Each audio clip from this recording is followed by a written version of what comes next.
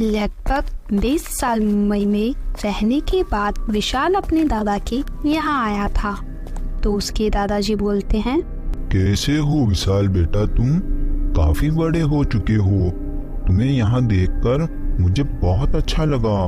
फिर विशाल बोलता है, दादाजी मुझे भी यहाँ आकर बहुत अच्छा लगा। अब आप मुझे पूरा गांव घुमाना। मैं यहाँ गांव घूमने के लिए आया हूँ। हाँ हाँ बेटा, मैं तुम्हें पूरा गांव घुमाऊंगा, लेकिन आज तुम बहुत लंबा सफर तय करके आए हो, इसीलिए फ्रेश होकर खाना खाकर सो जाओ। फिर अपन कल सुबह गांव घूमने के लिए चलेंगे।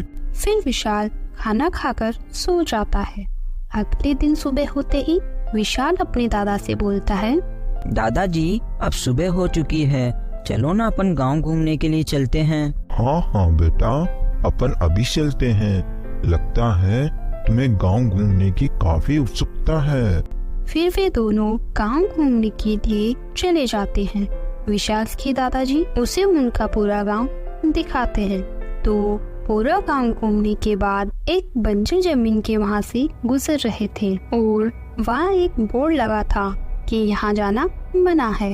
दादाजी मैंने अपना पूरा गांव देखा। अपना गांव बहुत ही ज्यादा खूबसूरत है, लेकिन अपने गांव के बीच में यह बंजर जमीन क्यों है? यहाँ क्यों कोई विकास नहीं हुआ? और यहाँ खाली जमीन पर यह बोर्ड क्यों लगा है जिस पर लिखा है यहाँ जाना मना है? ऐसा क्यों दादाजी? फिर विशाल के दादाजी बोलते हैं, बेटा विशाल, तुम एक तो सवाल जवाब बहुत करते हो। अगर यहाँ लिखा है यहाँ जाना मना है, तो तुम भूल कर भी इस जमीन पर मत जाना। तुम चाहे गांव के किसी भी कोने में जाओ, मैं तुम्हें नहीं रोकूंगा, लेकिन इस जमीन पर मत जाना। फिर विशाल और उसके दादाजी दोनों घर चले जाते हैं और थोड़ी देर में रात हो जाती है, लेकिन विशाल को नींद नहीं आती। तो वो खुद से बोलता है, क्या हो सकता है वहाँ पर? दादाजी मुझे वहाँ जाने के लिए क्यों मना कर रहे थे? और गांव वालों ने भी वहाँ बोर्ड लगा रखा है जिस पर लिखा है यहाँ जाना मना है। ऐसा क्यों?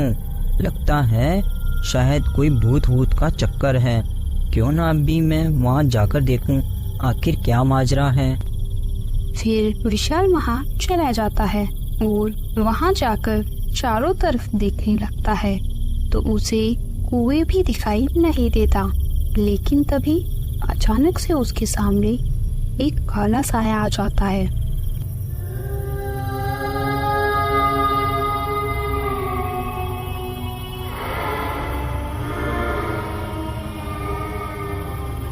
काले साये को देखकर विशाल बेहोश हो जाता है और उधर सुबह होने पर दादाजी को घर पर विशाल कहीं भी नहीं दिखाई देता।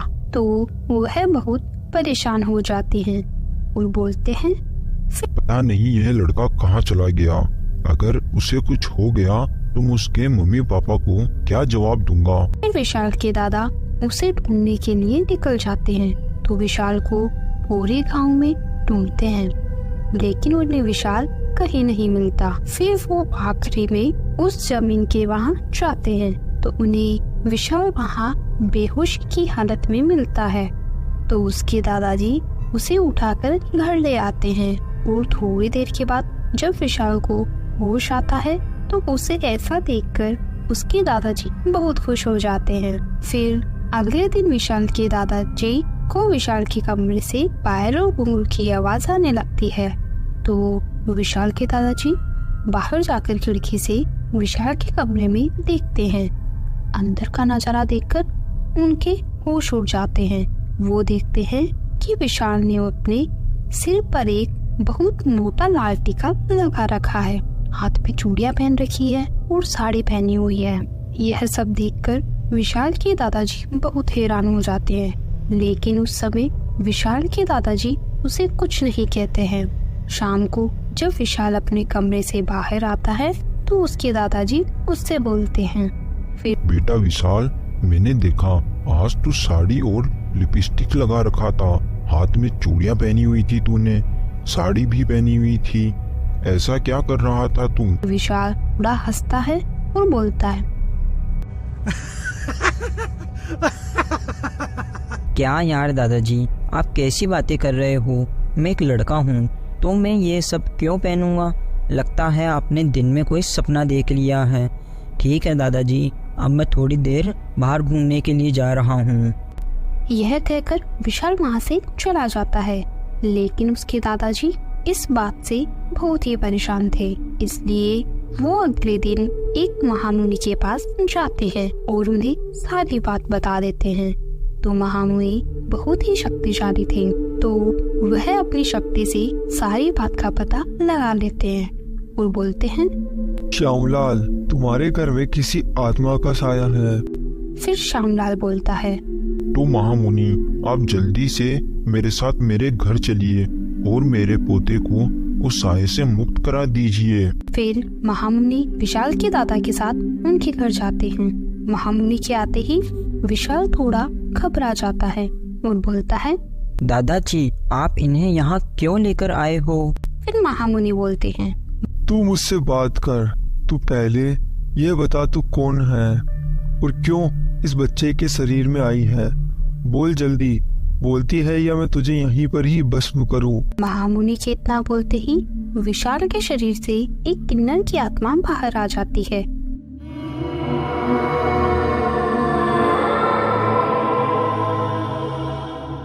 और बोलती है, मेरा नाम सोनू है और मैं एक किन्नर हूँ। वो जमीन मेरी है जहाँ विशाल आया था और मैं उस जमीन पर एक बड़ी स्कूल बनवाना चाहती थी, लेकिन आजकल के लोग हमें कोई भी पसंद नहीं करते, सब हमसे दूर भागते हैं।